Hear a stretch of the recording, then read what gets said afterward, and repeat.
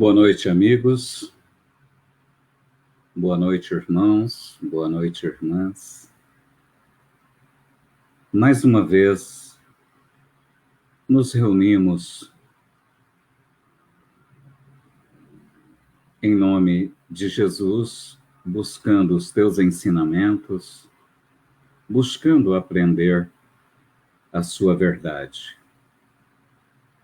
Esta live é mais um trabalho da Sociedade Espírita Allan Kardec, da cidade de Goiôerê, Paraná, vinculada à 11ª Unidade Regional Espírita, com sede em Campo Mourão. Concede ao teu próximo os mesmos direitos e favores que esperas dele receber. O egoísmo é doença que envenena a alma. O amigo ao teu lado anela pelos espaços para viver conforme ocorre contigo. Lembra-te de não lhe interditar a oportunidade. O que te está reservado, aprende a repartir. É um conselho da veneranda Joana de Ângeles, através da psicografia abençoada de Divaldo Franco. A nossa live de hoje está a cargo da Kátia Marcela de Oliveira e vai nos falar sobre o dever. Nós vamos conectar as nossas mentes às mentes dos espíritos superiores, os benfeitores amados, para que todos juntos, vibrando nessa mesma faixa, possamos aprender o máximo sobre os ensinamentos do Cristo. Vamos cerrar os nossos olhos, vamos nos lembrar do Mestre, da sua fala, dos seus ensinamentos, e vamos agradecê-lo mais uma vez pela oportunidade que nos é dada. Obrigado, Jesus, pelo trabalho que chega, pela oportunidade do esclarecimento que nos é aberta. Obrigado pela alegria e pela certeza que vibra em nosso coração de que desta vez, nesta experiência, nós não vamos negá-lo mais. Desta vez, o temos como amigo, como modelo, como guia.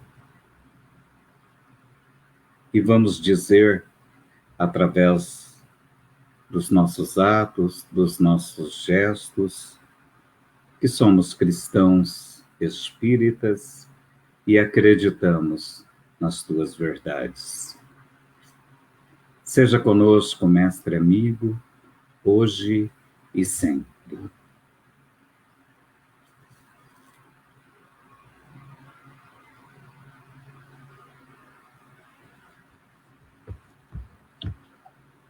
Obrigada, Lourenço. Boa noite a todos e a todas. Hoje é um dia especial. Sem Allan Kardec, desconheceríamos que o raciocínio não pode ser alienado em assuntos da fé e que a religião deve ser sentida e praticada, estudada e pesquisada, para que não venhamos a converter o Evangelho em museu de fanatismo e superstição. Cristo revela, Kardec descortina. Diante, assim, dos 3 de outubro, que nos recorda o natalício do codificador. Enderecemos a ele, onde estiver, o nosso preito de reconhecimento e de amor, porquanto todos encontramos em Allan Kardec o inovidável paladino da nossa libertação. Do livro Irmãos Unidos, psicografia de Francisco Cândido Xavier, pelo Espírito Emmanuel. E assim, desejamos que a paz do nosso Mestre Jesus possa envolver a todos nós. Como se vê, ampliam-se cada vez mais as possibilidades de difusão do conhecimento espírita à distância. Nesses novos momentos que as paredes da Sociedade Espírita Allan Kardec de Goerê somam com os nossos lares. Aos espíritas, cabe alimentar com o pão vivo do Evangelho o desejo de fazer escolhas e incrementar o próprio aprendizado e, principalmente, contribuir na disseminação das fontes disponíveis para os interessados em geral. E o nosso tema dessa noite encontra-se no Evangelho segundo o Espiritismo, no capítulo 17, Sede Perfeitos, o item 7, o dever. Quem tiver e quiser acompanhar, fica o convite. O dever é a obrigação moral, primeiro para consigo mesmo e depois para com os outros. O dever é a lei da vida. Encontramos-lo nos mínimos detalhes, como nos atos mais elevados. Quero falar aqui somente do dever moral e não do que se refere às profissões. Na ordem dos sentimentos, o dever é muito difícil de ser cumprido, porque se encontra em antagonismo com as seduções do interesse e do coração.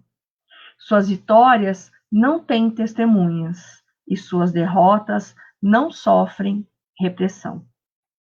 O dever íntimo do homem está entregue ao seu livre arbítrio. O aguilhão da consciência, esse guardião da probidade interior, o adverte e sustenta, mas ele se mostra frequentemente impotente diante dos sofismas da paixão. O dever do coração, fielmente observado, eleva o homem. Mas como precisar este dever? Aonde ele começa? Onde acaba? O dever começa precisamente no ponto em que ameaçais a felicidade ou a tranquilidade do vosso próximo, e termina no limite que não desejareis ver transposto em relação a vós mesmos. Deus criou todos os homens iguais para a dor, pequenos ou grandes, ignorantes ou instruídos. Sofrem todos pelos mesmos motivos, a fim de que cada um pese judiciosamente o mal que pôde fazer. Não existe o mesmo critério para o bem, que é infinitamente mais variado nas suas expressões. A igualdade em relação à dor é uma sublime previsão de Deus que quer que os seus filhos, instruídos pela experiência comum, não cometam o mal, desculpando-se com a ignorância dos seus efeitos. O dever é o resumo prático de todas as especulações morais. É uma intrepidez da alma que enfrenta as angústias da luta. É austero e dócil, pronto a dobrar-se às mais diversas complicações, mas permanecendo inflexível diante de suas tentações. O homem que cumpre o seu dever ama a Deus mais que as criaturas, e as criaturas mais que a si mesmo, e, a um só tempo, juiz e escravo na sua própria causa. O dever é o mais belo galardão da razão. Ele nasce dela, como o filho nasce da mãe. O homem deve amar o dever, não porque ele o preserve dos males da vida, aos quais a humanidade não pode subtrair-se, mas porque ele transmite à alma o vigor necessário ao seu desenvolvimento. O dever se engrandece e esplende, sobre uma forma sempre mais elevada, em cada uma das etapas superiores da humanidade. A obrigação moral da criatura para com Deus jamais cessa, porque ela deve refletir as virtudes do Eterno, que não aceita um esboço imperfeito, mas deseja que a grandeza da sua obra resplandeça aos seus olhos. Queridos amigos, queridas amigas, esse item 7 está no capítulo 17, que é sede perfeitos.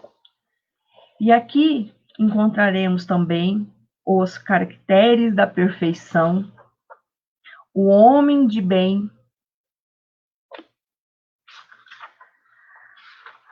Também temos os bons espíritas, a parábola do semeador, e as instruções dos espíritos inicia-se com o dever.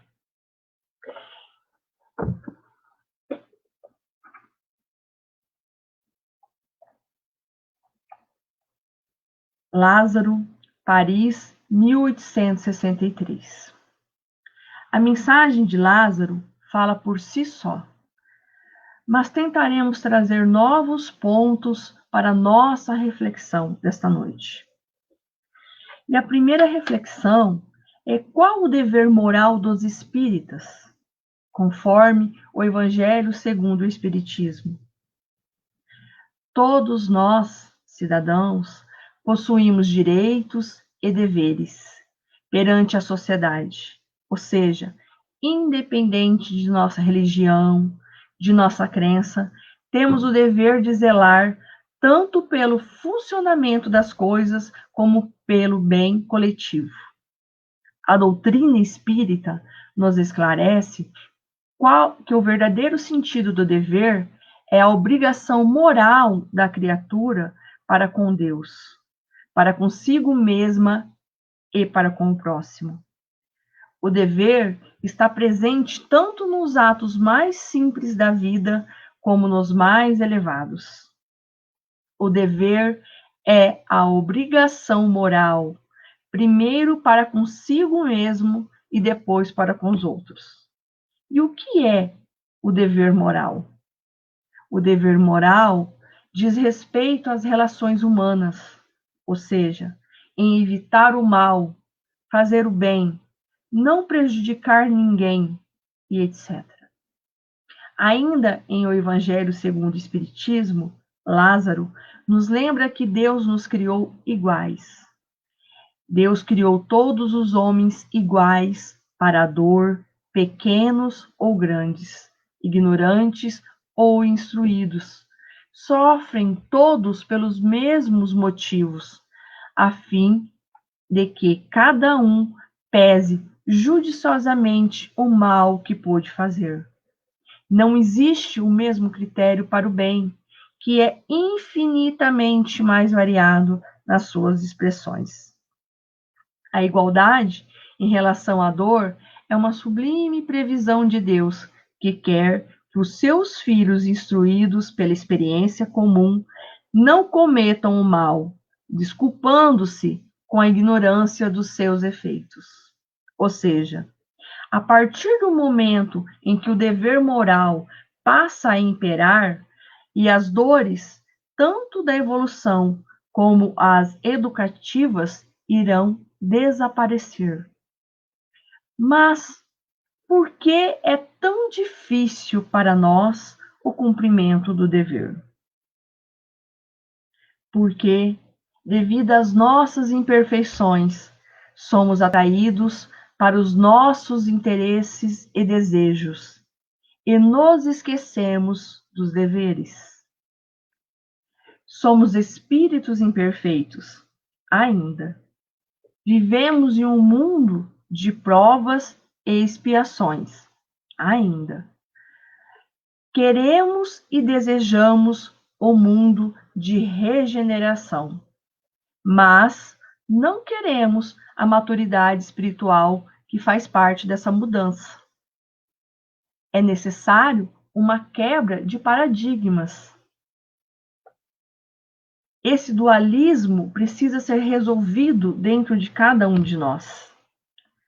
Ainda existe o orgulho, o egoísmo, a vaidade, e por conta desses sentimentos, nós possuímos uma certa dificuldade em cumprir nossos deveres.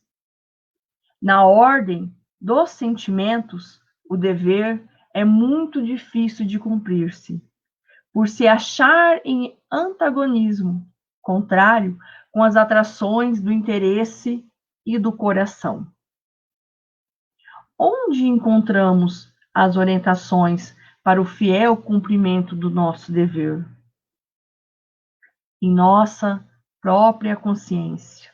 Questão 621 do Livro dos Espíritos.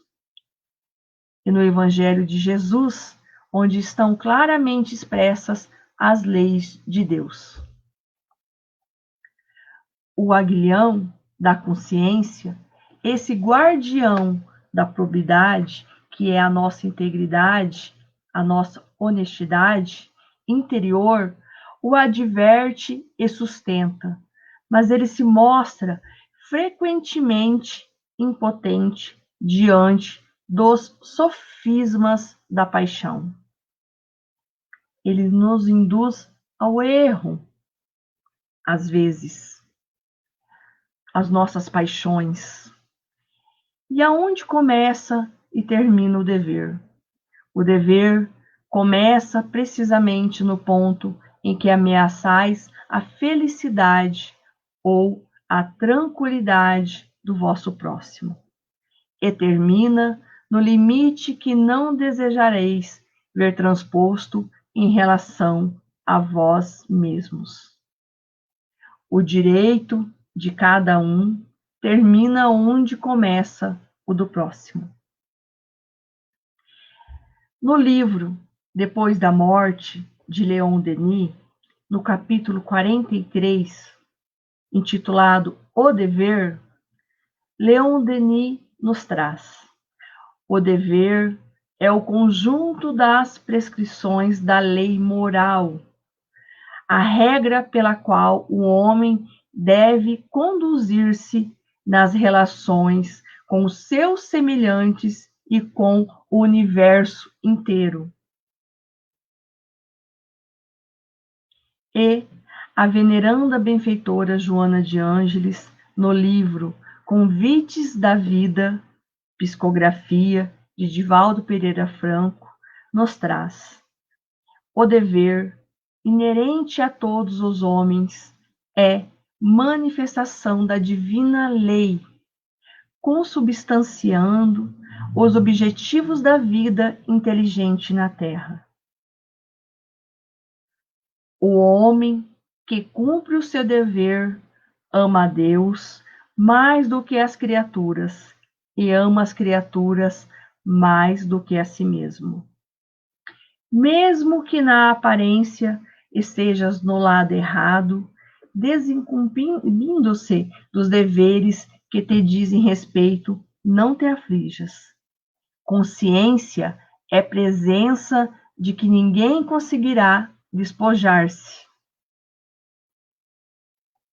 Não importa que os outros desconheçam os erros que hajas cometido, ou as ações nobres praticadas.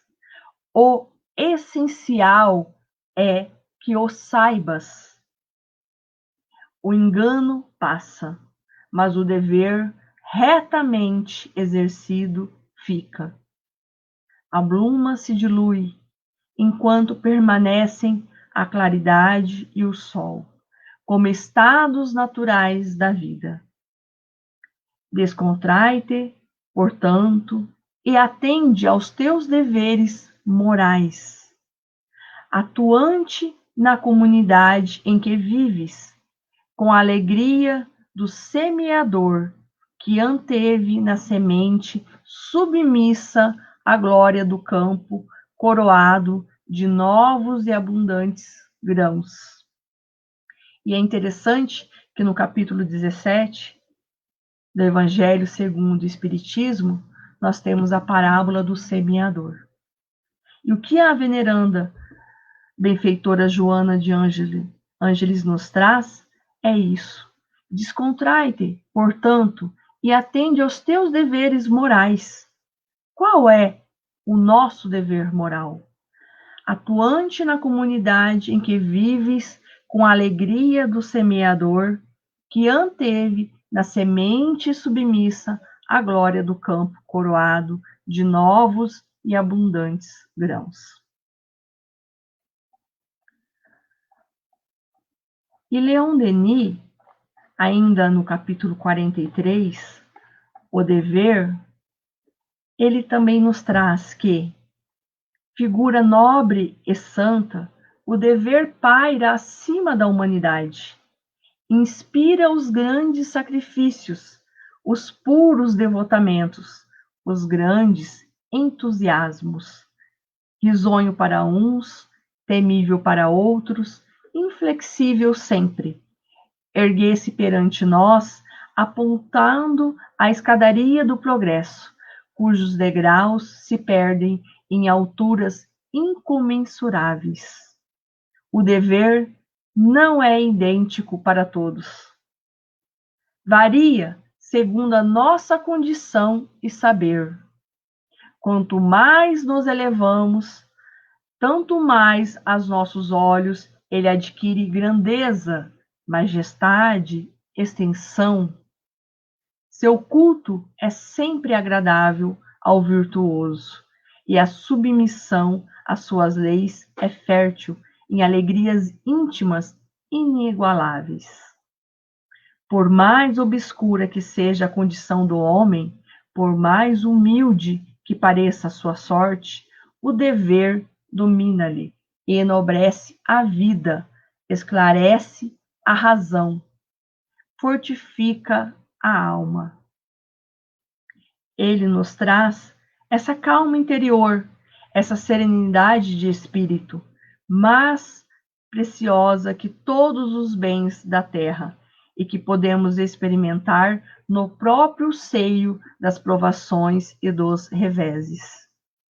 Não depende de nós desviar os acontecimentos, porque o nosso destino deve seguir os seus trâmites rigorosos, mas sempre podemos, mesmo através de tempestades, firmar essa paz de consciência, esse contentamento íntimo que o cumprimento do dever acarreta.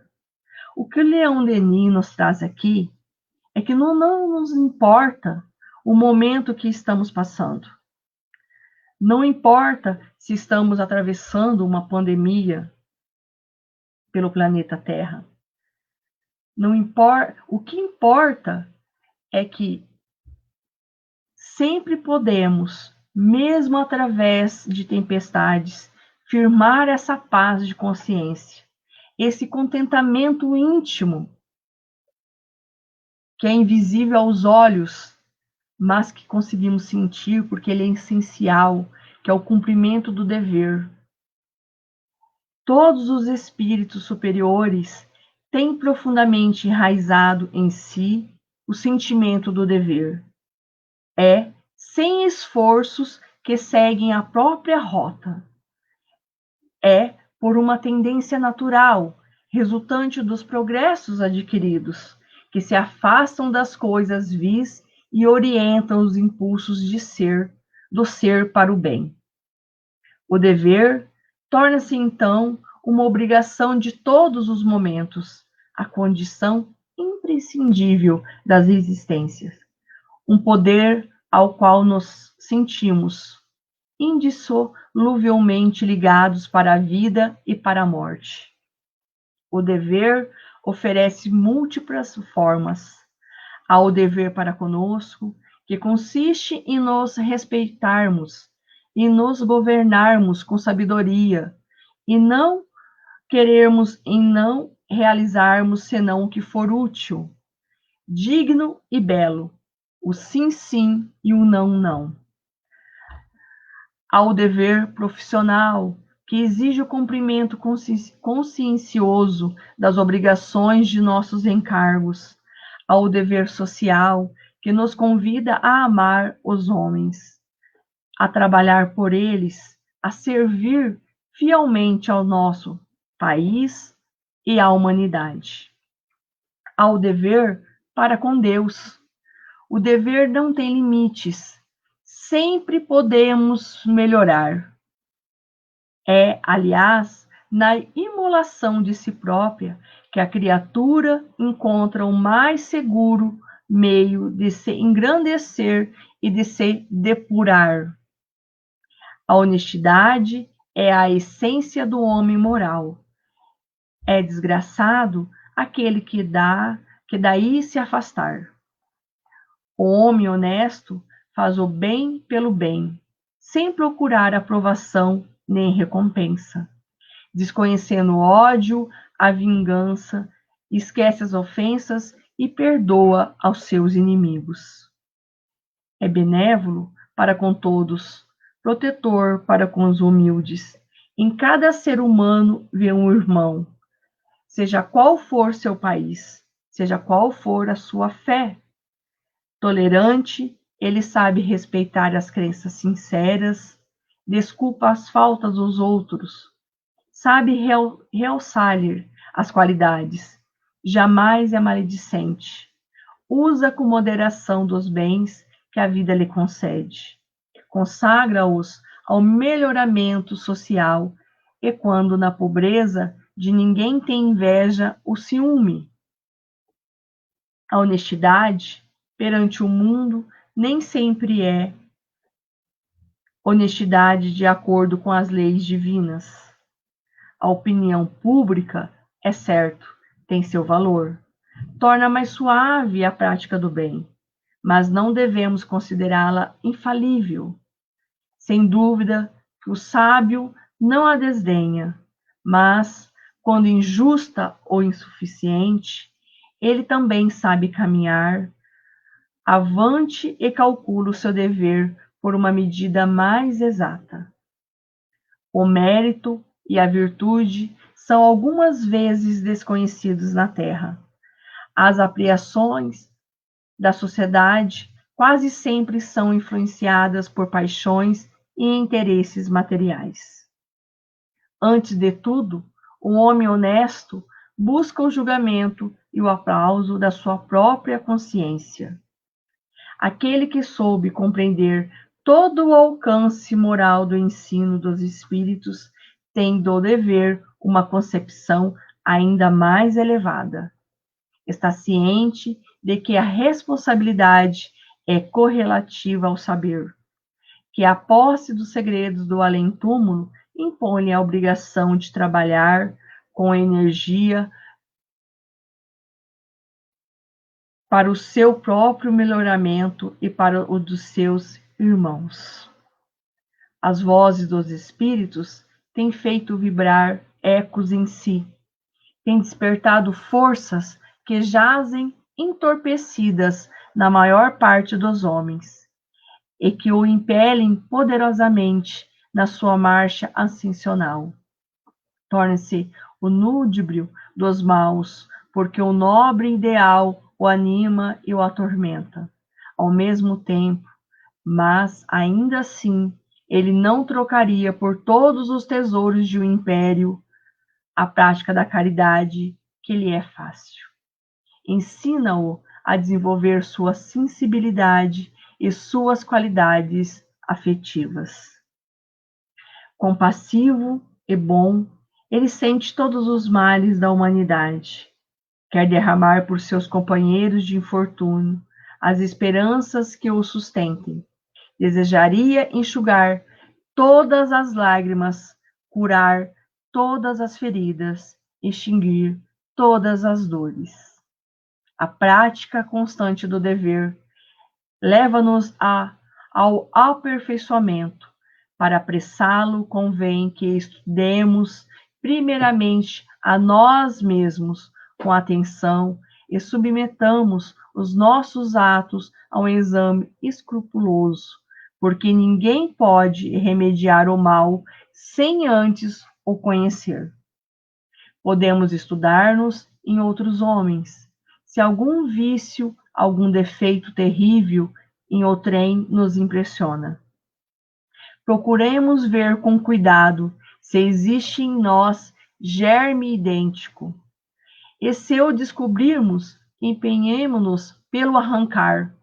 Consideremos nossa alma pela sua realidade, isto é, como obra admirável, porém imperfeita, e que, por isso mesmo, temos o dever de embelezar e ornar incessantemente esse sentimento da nossa imperfeição, tornar-nos mais modestos afastará de nós a presunção, a tola vaidade. Submetamo-nos a uma disciplina rigorosa, assim como o arbusto se dá a forma e a direção convenientes. Assim também devemos regular as tendências do nosso ser moral. O hábito do bem facilita a sua prática. Só os primeiros esforços são penosos. Por isso, antes de tudo, aprendamos a dominar-nos. As primeiras impressões são fugitivas e volúveis. A vontade é o fundo sólido da alma. Saibamos governar a nossa vontade. Assenhorar-nos dessas impressões e jamais nos deixemos dominar por elas. O homem não deve isolar-se de seus semelhantes. Convém, entretanto, escolher suas relações, seus amigos, empenhar-se por viver no meio honesto e puro, onde só reinem boas influências. Evitemos as conversas frívolas, os assuntos ociosos que conduzem à maledicência. Digamos sempre a verdade, quaisquer possam ser os resultados. Retemperemo-nos frequentemente no estudo e no recolhimento, porque assim a alma encontra novas forças e novas luzes. Possamos dizer, ao fim de cada dia, fiz hoje obra útil, alcancei alguma vantagem sobre mim, mesmo assisti, consolei desgraçados, esclareci meus irmãos, trabalhei por torná-los melhores, tenho cumprido o meu dever. E assim, queridos irmãos, queridas irmãs, nessa linda mensagem de Leon Denis, quero deixar aqui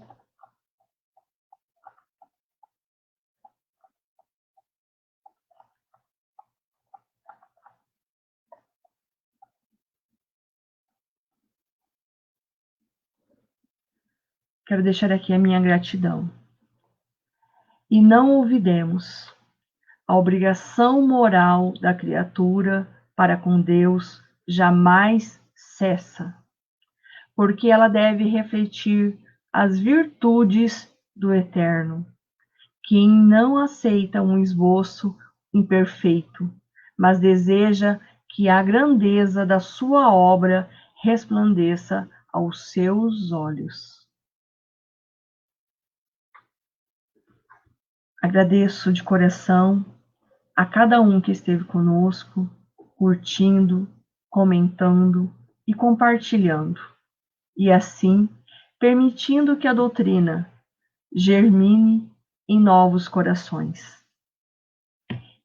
E gostaria também de convidá-los para o próximo sábado, dia 10 de outubro de 2020, teremos aqui a live com o nosso irmão Wellington Gonçalves, de Campo Grande, Mato Grosso do Sul. Boa noite, que Jesus seja conosco hoje e sempre. Assim seja.